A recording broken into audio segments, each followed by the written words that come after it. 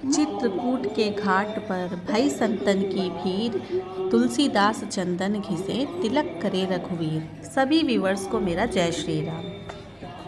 आज मैं आ गई हूँ श्री रामचंद्र जी की नगरी चित्रकूट में। यही वो स्थान है जहाँ पर श्री राम जी ने तुलसीदास जी को दर्शन दिए थे। पूरा दिन भर घूमेंगे और बड़ा आनंद आएगा। यहाँ पे भक्ति यहाँ दौड़ रही है। यहाँ भक्ति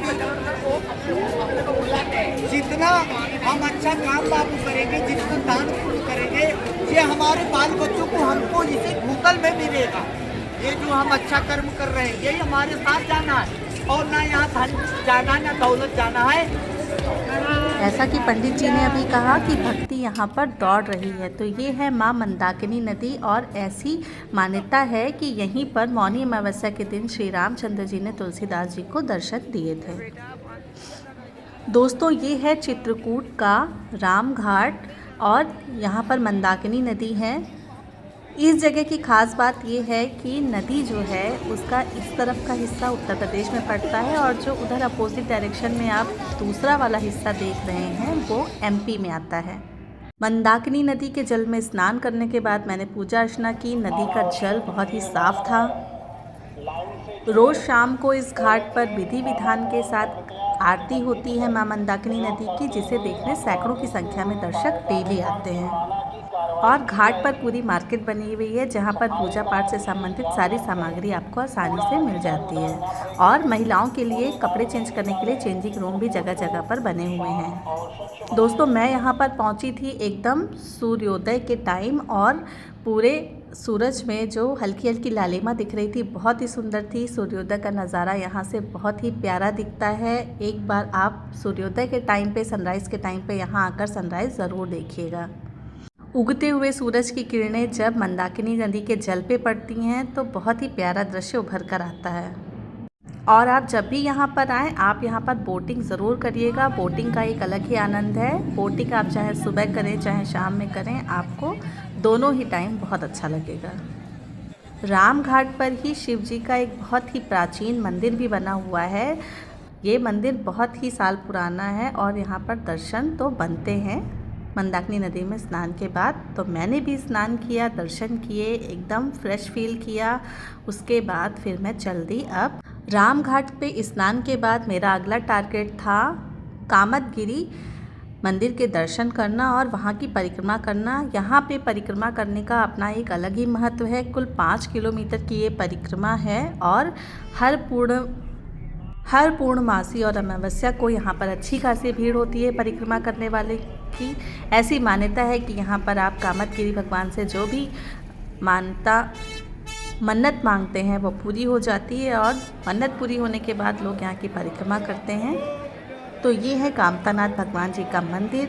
मैं पहुँच गई यहाँ, मैंने हाथ जोड़े, इसके बाद मैंने अपनी परिक्रमा शुरू कर दी। पूरे परिक्रमा मार्ग पर हर समय आपको दर्शकों की भीड़, श्रद्धालुओं की भीड़ मिलती है। ये मार्ग कभी भी खाली नहीं रहता है, क्योंकि ये बहुत ही सिद्ध स्थान है और यहाँ पर सैकड़ों की संख्या में, हज़ारों की संख्या में डेली श्रद्धालु आते हैं, परिक्रमा करते हैं और दर्शन करते हैं। मंदिर स्थान से थोड़ा आगे बढ़ते ही मेरी नज़र पड़ी एक बहुत ही प्यारे से घर पे। इस घर ने मुझे अपने गांव वाले घर की याद दिला दी। पूरा गांव जैसा द्वार चबूतरा बना हुआ था और बहुत ही सुंदर से इसमें जो है मिट्टी की लिपाई की हुई थी।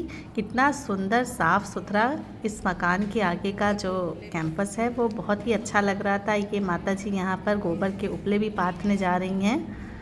ये मकान देखकर थोड़ी देर के लिए मैं ठहर गई और मैं अपने पुराने गांव वाले दिन याद करने लगी।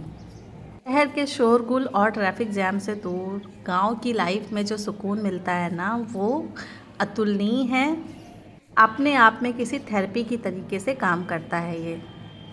तो पुराने दिन याद करने के बाद मैंने फिर से अपनी परिक्रमा को कंटिन्यू किया, और पूरे रास्ते में आपको बहुत सारे छोटे छोटे मंदिर मिलेंगे। ये आपको कामदगिरी पर्वत मिलेगा।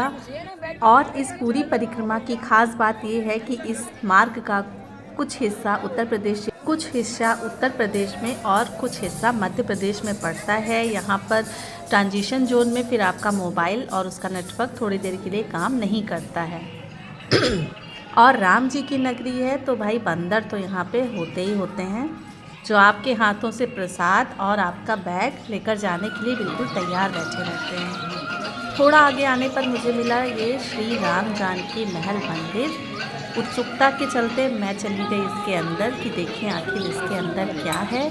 और यहाँ पर भी मुझे अंदर एक बड़ा सा आंगन और एक सुंदर सा मंदिर देखने को मिला।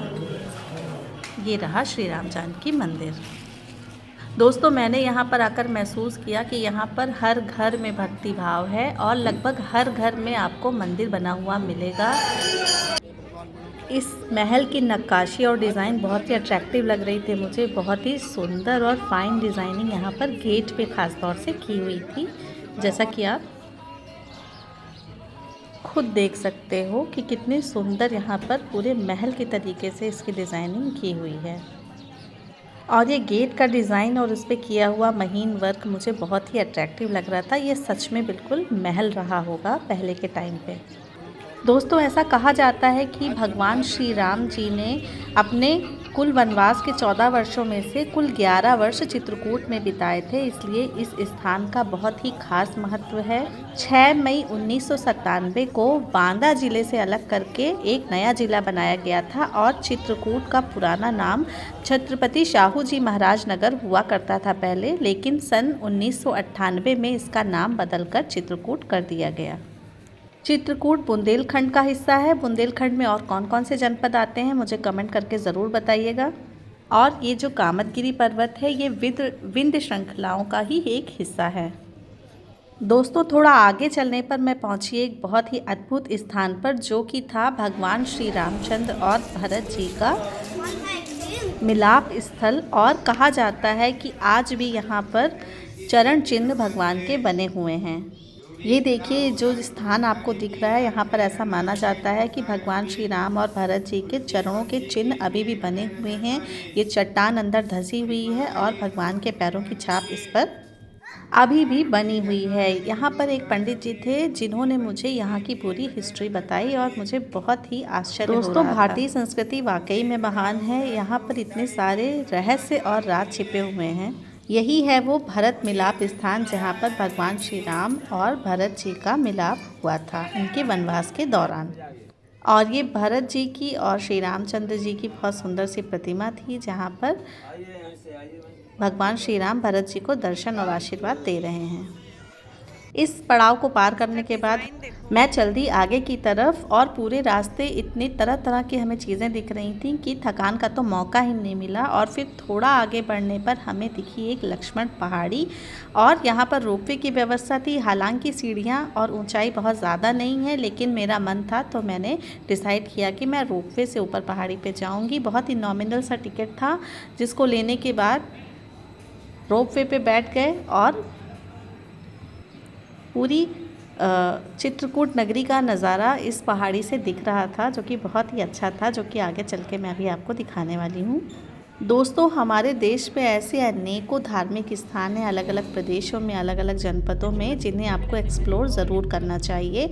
ये देखिए, ये पूरा जो है विंध्य श्रृंखला यहाँ से दिख रही है। और जैसा कि मैंने बताया कि ऊंचाई बहुत ज़्यादा नहीं थी, इसलिए मात्र 2 ही मिनट में मैं पहुँच गई ऊपर। ये मेरे साथ में साउथ इंडिया से आई हुई एक फैमिली बैठी थी, जो आपस में बातें कर रहे थे और वो क्या बोल रहे थे मुझे कुछ भी समझ में नहीं आ रहा था। बहरहाल, रोपवे से पहाड़ी का दृश्य का मज़ा लेते हुए मैं चल दी ऊपर की तरफ। ऐसा माना जाता है कि इसी लक्ष्मण पहाड़ी से लक्ष्मण जी भगवान श्री राम और सीता मैया की पहरेदारी किया करते थे। पहाड़ी पर एक छोटा सा मंदिर भी है और यहाँ पर पत्थर के टुकड़ों से लोग घर बनाते हैं। पहाड़ी से उतरकर थोड़ा सा आगे चलने के बाद हमें फाइनली मिल गया कामता नाथ जी का मंदिर और यहीं पर मेरी परिक्रमा हो गई समाप्त।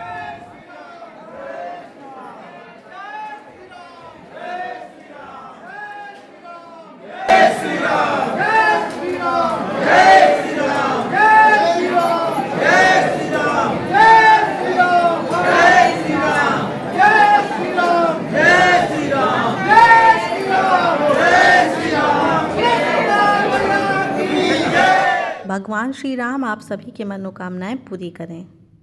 ये वीडियो देखने के लिए आप सबका धन्यवाद। जल्दी ही मिलते हैं फिर किसी अगले वीडियो में।